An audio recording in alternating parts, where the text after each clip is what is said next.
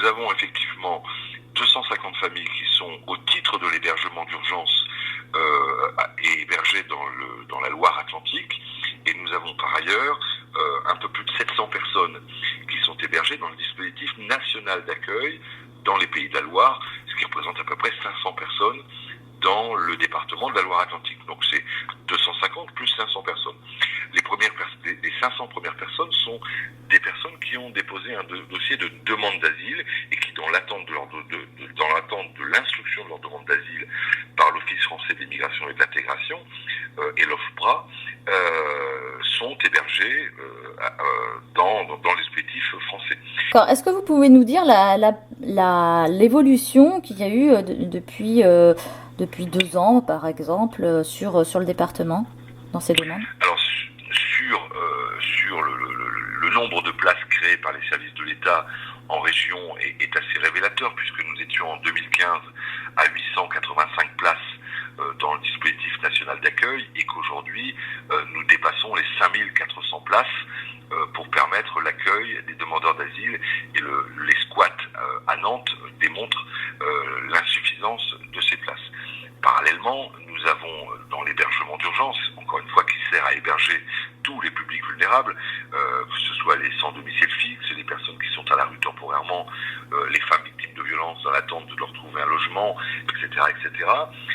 Nous sommes aujourd'hui à 1800 places au niveau régional, alors même que nous étions de l'ordre de 600 places il y a 5 ans. Donc l'augmentation et les efforts consentis par l'État sont assez significatifs et illustrent le flux que nous connaissons dans les Pays de la Loire. Nous sommes en 2018, nous avons eu une augmentation de l'ordre de 40% de la demande d'asile, et sur les premiers mois d'année 2019, on retrouve la même tendance à peu près de l'ordre de 35 à 40% de demandeurs d'asile supplémentaires. Je précise que les Pays de la Loire avaient été jusque 2017 relativement épargnés par ce phénomène migratoire. Nous étions tout particulièrement en deçà du flux migratoire observé sur certaines autres régions françaises.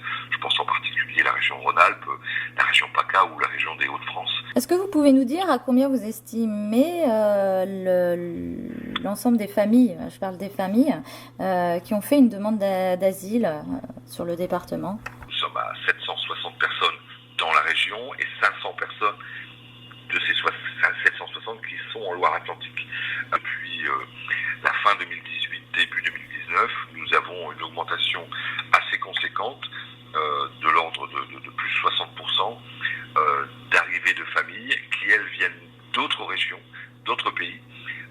Autant les personnes isolées viennent de la Corne d'Afrique, Somalie, Soudan, Érythrée et Guinée, autant les familles sont pour elles originaires plutôt des pays de l'Est, avec en particulier la Géorgie, l'Albanie, un peu de Tchétchènes, mais ce sont essentiellement des Albanais et des Géorgiens qui rejoignent notre territoire.